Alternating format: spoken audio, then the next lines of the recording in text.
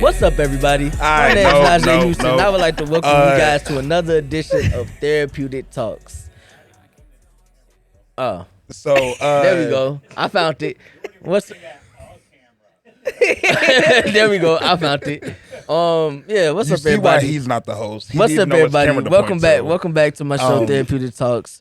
I'm your hostess with the mostest, Mr. Naj Houston, and to my right, I have Miss Janvier, and to my Janvier. oh, I'm sorry, No, you good, Miss you good. Janvier. I'm sorry, and to my further right, I got he who shall not be named. Today we're gonna be talking about. What are we talking about? he don't even know the topic. All right, whatever. So today we're talking about still entertain. First off, let's redo the intro. I'm sorry, y'all. Let's redo the intro. Welcome back to another beautiful week of Therapeutic Talks. I'm your hostess with the mostest, Mr. Naj Houston. Blowing it. Trash. He still don't know the right camera to point to, y'all. So I'm looking directly at y'all at the lens. Okay. Today on Therapeutic Talks, we got one With lovely Najee guest Houston. and the other one, he's okay. How about you go ahead and tell the people about yourself? Hey, y'all. I'm Janvier, and I'm a faith-based content creator, and I'm the host of Jean's Online podcast. Beautiful podcast. It will be in the description below, and you can go ahead and shout out your, channel or whatever. I'm your hostess with the mostest, Mr. Naj Houston. Nice. Welcome nice to my show, see you. Therapeutic Talks. Let's get down to it, y'all. So we're talking about consistently like entertaining people that you know aren't good for you, keeping those people in your life. And a lot of times we have a bad. I know I had an issue with it, with entertaining people that I know aren't good for me and that shouldn't be in my life. So to start out, let me automatically just dive deep and just ask you guys, what's the situation you were in where you constantly were entertaining someone that you knew for a fact wasn't good for you, but you kept them around anyway? I'm gonna say for me, I ain't gonna lie, I feel like it's all the time. I don't know what it is, but whatever attraction that I have to people who like aren't good for me, like sometimes I feel like I can't kick it. Whether doesn't even have to be just like romantic relationships, just sometimes even friends too. Like I think I've developed like a comfort zone around people who could care less about me. I don't know why that is, but I need to kick it. But with time. Okay, for sure. Najee, you can go ahead and answer, man. Yeah, so I think that when it comes to entertaining people, I say it's like she said, it's not always relationship based like people may think. It is very it can be very much your friends, your family. It could be just anybody. It could be randoms. It could be civilians that you just work with. It could be your boss. It could be just a multitude of people. I think I have that same habit of it being just anybody. Like even though they might not be good for me, I think in the grand scheme of things, when you meet other people, you always see traits in them that you kind of wish you had in yourself a little bit. And so that creates this connection. And so you always feel like you like, I don't want to say yearn for them, but you feel more so like some type of attraction that attaches you to them because they have some sort of trait in them that you kind of either align with or like you want to create within you. So I think that's where it comes from, why you see so many people keep people around that, you know what I'm saying, they really don't need. Yeah. So it's a interesting subject only because I feel like everybody has done it. Like it's always something that somebody, I can't really relate to, but I feel like everybody has kept someone around that wasn't good for them at least once in their life. So do you guys, from your personal experience, do you feel like it's because of comfort, or were they feeding your ego, or feeding your desire to be longed for, or whatever it may be? I won't say feeding ego, because I feel like 90% of the time, if it's somebody that you don't need, they don't feed your ego. Right. You know what I'm saying? They don't, like, that's a direct. So it's not an ego thing. I believe it's a one in most of these cases. I feel like when it's people that you keeping around that you no longer need, it's people you have history with. And I feel like we have, especially like in our culture, we have an undying loyalty to our upbringing. And we never want to lose it. We never want to lose our upbringing. We always want we want the success without the stigma of having to change to get the success. And a lot of the people that we keep around are from our upbringing and they represent where we come from. So when we get rid of them, if we get rid of them, it's almost like in our when we look at our reflection, we're no longer who we were, you know? And I feel like the bad part about it is that we consider that a bad thing. You know, you got that, everybody got that uncle or that aunt that drink too much, or you know what I'm saying, they're verbally abusive, they just have bad traits. But it to us, it's like if I get rid of him, I'm basically getting rid of a part of me. So I believe that's what it's an emotional connection. It really has nothing to do with the person. I think it's more so about how we reflect on ourselves, how we look at ourselves, how we look in the mirror at ourselves. If we shed those people, it's almost like we shedding a part of who we are. Okay. I think for me, kind of going back off of the whole family aspect, I think that's when I low key developed that toxic cycle of like, usually when like in my family, say there's a big argument or something like that, we really may not show love like that until after there's a big blowout. Yeah. So to me, that was my definition of how to receive love or how to receive attention, affection from like other people. So for me, what ties myself to people that aren't good for me is that alignment of like my history of my family of like, oh, you don't treat me good, but now you're being overly apologetic and you probably trying to gaslight me, but to me I'm used to that. So because I'm used to that, that's like, oh, okay, he does or they do love me because that's how my family showed love, is after treating me bad. And then now it's just like, oh, I'm so sorry, let me buy you this, let me take you there, let's do this, let's actually talk about it. But it doesn't necessarily like resolve the issue. And also, like, a part of that alignment, I feel like, is the negative parts within me. You know, most of our relationships with people is just a mirror. It's just a reflection of, like, what's within you. So sometimes I question, like, if this person is narcissistic or if they're, like, just being mean or verbally abusive, why do I keep being around them? Like, am I verbally abusive? Am I sometimes a bully? So, and I feel like with like the family history and then not trying to be a part of that anymore, it becomes hard because I mean, I'm only 23, but this is what I'm used to. So trying to break that cycle, it takes a lot more personal work that, like, kind of what you were saying, a lot of us don't want to actually do, but we want that level of success to be like, you know what, I want to break this generational curse. But it's a lot to break generational Right. curses. Yeah, It's a facts. lot. And the key to and I'm glad you said generational curses, because we feel like by succeeding, we're breaking the generational curses, not realizing that the key to breaking the generational curses is to actually change the traits that brought on the generational curse. You know what I'm saying? Like if it's easy to be like, I'm breaking the generational curse of my family on of not going to college, but dive deeper into that. When you look at all your past family members, if they dropped out of school, what attributed to that? Could it be drug use? Could it be chasing the streets? It goes deeper than just I'm going to college. Why didn't they go? That's also attached to that curse. Why didn't they go? What prevented them from going? What did them not going also lead them into becoming? That's also a part of that curse. So when you say I'm breaking the generational curse of going to school, you also breaking the generational curse of not turning yourself to drugs, of not being in the streets, because all of those things go hand in hand. all the decisions led to another decision. You know what I'm saying? Like if a kid drops out of high school, he's more prone to going to the streets. If your uncle dropped out of high school and you see he a street gangster and he doing all this and that, it's a direct correlation. Yep. You know what I'm saying? Because 9 times out of 10, if you in school, you in college, it's hard to be in the streets.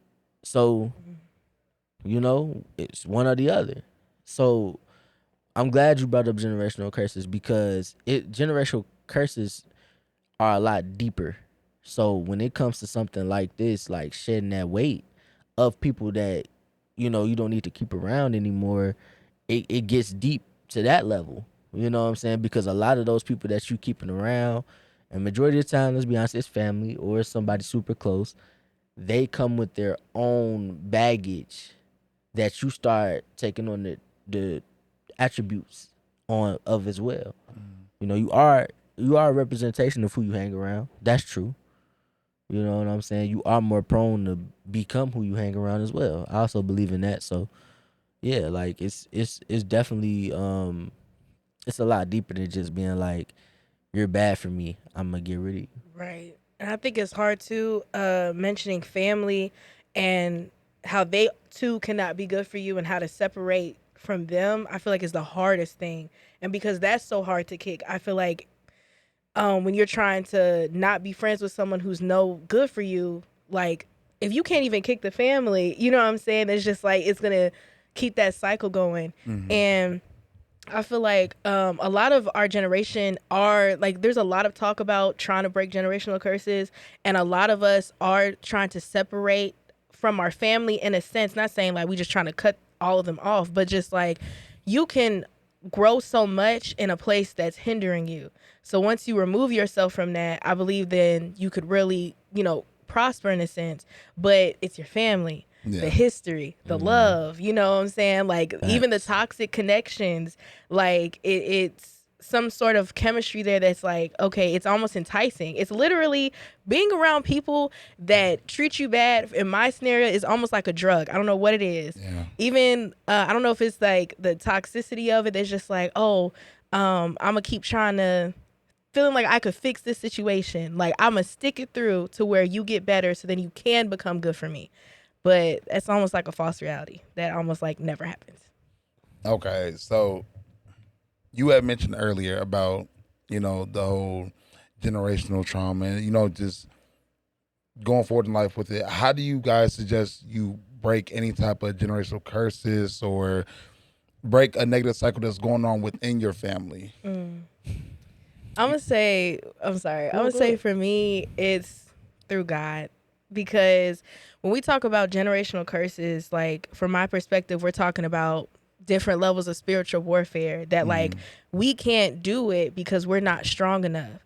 So having that belief in, a higher being, in my case is Jesus, then like I'm gonna have to pray certain things through. And that's kind of the situation I'm going through right now, where was forced to move back home, and I'm around a lot of old people that like, I was living alone and now I'm back around family and stuff like that, and I see life through a different lens. I'm trying to be more adamant, more strict on my walk with Christ, because I feel like that's what's important to me, that's what I value. But not everyone values it the same way that I do. So it's like even me trying to be an entrepreneur, you know what I'm saying, be a faith-based content creator, I'm doing things that my family has not done before. So for me to even have that strength is through prayer, through fasting, through my relationship with God. And them generational curses is what I'm trying to break, but I know I can't break it myself. And understanding that everyone around you may judge you, they may look at you crazy, but it's just like, I'm doing this not just for me, but for my children's children. That's the whole point. And I feel like sometimes we get stuck on breaking generational curses just for us. Like, no, it's for our lineage, So, And so two things. I think the answer of God is an interesting one. Not I believe in God as well. So I think it's an interesting one because when it comes to something like breaking generational curses, oddly enough, that's one aspect that is not brought into it. Mm. Like when we talk about breaking generational curses, the last resort isn't even God. It's either it has to come from us or we just give up and we just stick with it. And that's why I think that I wish more people turn to God when it came to, asking for answers on breaking generational curses. But ultimately, I believe that the way to break them is to realize that you're not, by breaking a generational curse, you're not freeing the people before you. You're setting the people that come after you up to now live in a new light. That's good. So a lot of times we think because we broke the generational curse, all the people before us, our parents, grandparents, aunts, uncles, we thinking now they finna come with us. No, they've already served their purpose in the cycle of the family. If you're now setting up the next generation and the next generation to now have new goals, new bars to break. So I feel like that's the key. That's the power to breaking generational curses is to, even though we break it, once we break the generational curse, we start looking like, man, I broke it. Now everybody should be free. No, you're free. Right. You're free. You've made it. You've done what you're supposed to do. Now give your kids and your kids' kids and your kids' kids' kids the avenue to keep breaking it. And you know what I'm saying? And now give them that. Like that's why you see so many that's why you always, like, I don't know if you guys hear about when a lot of in our culture, like when people get wealthy, they don't like to pass the money down to their kids, Yeah. or they don't like to or they spoil their kids, right? But now, because you're first generation wealth, you now have that option. This is now an option. You can either teach this lesson or you could just give them what you didn't have. But either way it goes, you've now exposed them to a lifestyle that their grandma can't teach them. Their great grandma can't teach them because they don't have it. You have it. You are now the standard bearer for how your family's next 3 to 4 generations go and what they have. So I think that it's interesting that to see the thought process when it comes to, because most people don't, and I truly believe most of us don't believe that we can break generational curses. I think we say it, but I don't think most of us believe that we can actually do it, or most of us don't even know what it really looks like. You could go to college and be the first one to go to college and then just drop out after 2 years. Did you still break that generational curse? Oh. Ooh. So it don't stop. It don't stop. It don't stop just cause, you know what I'm saying? Just Yeah. cause it don't stop right there. It's a lot to it. And I think that we don't practice living that enough. That's why I feel like the God part comes in, because we thinking that we don't make the connection that in all actuality, just cause you actually did the part of, let's, like you said, going to college. Just cause you break that generational curse of going to college, that ain't it. That wasn't the message. Right. You're in college because he's trying to push you higher. But because we kind of just be so into ourselves and the personal connection that it has to us, we just feel like I made it here. Nobody's made it here. And I'm not saying don't, smell the roses and enjoy your accomplishment, but that's it. We made it here. Now everybody should be free. No, you still got to keep fighting. Still got to keep setting them goals and them expectations, because you're literally gonna be the example for the next 4 to 5 generations that come after you. Yeah. I think that's a good point that you brought up, the fact that we're not going to necessarily be able to free the people like before us, because I think that's one of my issues that I have, thinking that I can always save everyone, I can always help everyone, which is also a sense of pride, because it's like it's not me that does the saving, it's God. And because I value my family so much, I'm always thinking that because I'm doing all the hard work now for my kids, that they're gonna be good, but they're not. You know, like it takes them to do the work as well, and I feel like that's kind of something that we have to grieve in a sense on our journey of trying to be strong enough to break these chains. When you say great grieve, what do you mean by grieve? Grieve the fact that I have no control over my parents' life. And Yep. like even in high school, I would like go to the counseling center and I would always try to fix my parents' marriage, feeling like I had a part to play in that, but I have It's no part in that. it's their life. You know? It's their life. It's their chapters. Right. And that's why this happens. Like, we be so attached to those who came before us that we rarely think about those who come after us. Mm. And I feel like there's so many things that play a part in that. I mean, nobody likes to think about what's life going to be like after them. Right. But like, we should look towards the future more. We should look like, what am I leaving for this generation, and this generation? What am I leaving for them? These people behind me have had their turn and they've made their choices, and I still love them, regardless of the choices that they made. But their life was used.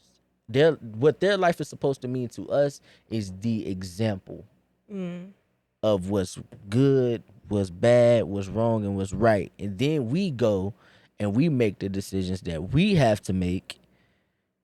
And hopefully we're making the decisions that's good and that's right. Or we could make decisions that's wrong and that's bad. But it's all supposed to be learning experience. Yeah. And that's what will contribute to breaking that generational curse. And that also is what contributes to who you carry around. Yeah. Yeah, it all ties back into keeping people in your life. So before we wrap up this very, I'm trying to use a good word for a very, is delicious a good word? Very What? Delicious. I was thinking intricate. I very don't know. intricate. Yeah, Okay. thank you. Praise Well, God. we'll replace delicious with intricate. Very intricate episode of Therapeutic Talks. Do you guys have any therapeutic words that you would like to leave with the audience at home about, breaking that toxic lifestyle and getting away from those people that aren't good for you to begin with? Even though this is something that I'm still learning and struggling with, but what God is showing me is to truly learn how to guard my heart, because that's just wisdom, like even though I want to be in these different rooms, these different spaces as far as career or as far as relationships, I'm not going to be able to get to those places if I allow, people who aren't good for me. Or even it's the same aspect that scripture says, like, don't cast your pearls onto swine. And a lot of people relate that to like fornication, but to me it has double meaning. Like, why would I sit and have conversation or dwell with people who do not care or plotting on my downfall or don't think that I'm going to make it in my career ventures? So it's like we have to keep ourselves first in a sense, because at the end of the day that just shows that you actually care about yourself more than what these other people do. So that'll be my advice. This is gonna sound crazy, Uh-oh. but my advice is, in a way, is to split yourself into, wrap yourself in a bubble, Okay. and talk with yourself. Because I believe that there's our physical bodies and physical thoughts and physical attractions, and we have those, and then we have what's inside of us, which is our mental thoughts, our mental bodies, our mental expectations, and those two people are different. And when it comes to shedding bad weight or breaking generational curses, you will have the physical mind and body that is just so attached to life as we've known it, from us as a baby to us as an adult, that we can't get rid of it. But then we have the mental side of us that understands that it's not good. So instead of trying to battle it, instead of trying to battle the negative people, you really battling yourself. And I'm real big on that type of self conflict. So I think the best thing to do is to just You gotta sit. You gotta literally like. I mean, some people meditate to talk to themselves, but you gotta sit down. You gotta talk with your other side. And we all know we have it. It's our inner voice. Yeah. You gotta sit down and you gotta talk with it, and you gotta really talk it out. Like, why? Like, you know what I'm saying? And both sides are true. You know what I'm saying? How you feel outwardly and inwardly, even though they're different, they're both true. They're both a part of you. You know what I'm saying? No side is wrong, but you have to decide which side you're gonna go with in order to get the results that you want out of life. So I'm real big on personal reflection, on personal conflict, because I feel like if you could talk it out with yourself, nobody can really stop anything that you plan on doing because you've already talked it out with you thoroughly. Like, and I do that a lot. I talk it out with myself, and yes, it makes me hard headed sometimes, but if I talk it out with myself and I come to a conclusion with myself, then nobody can shape how I move from there forward. Okay. And that's been another beautiful edition of Therapeutic Talks. We're gonna You wrap it gave up. him too much time. Yeah, that's too much. We're gonna wrap it up. I'd like to thank. He looking at the wrong camera again. We're gonna wrap it up. Make sure you guys go check out these phenomenal content creators. Their socials and channels will be in the link of the description or in the description. What, one to two? Yeah, both. All that. It's gonna be everywhere. And we appreciate y'all for watching. We on the road to 500 subs. I know and we're that's gonna see y'all right. next week on Therapeutic Talks. Yeah, I'm on the road to 500 subs. We're Me gonna as see y'all well, next me as week well. on Therapeutic Talks. Look at my popcorn bucket, y'all. I hope y'all like He it. spent $100. $100 on that damn bucket. Can't even put it on his big ass head. Cut the video. Cut the episode right there.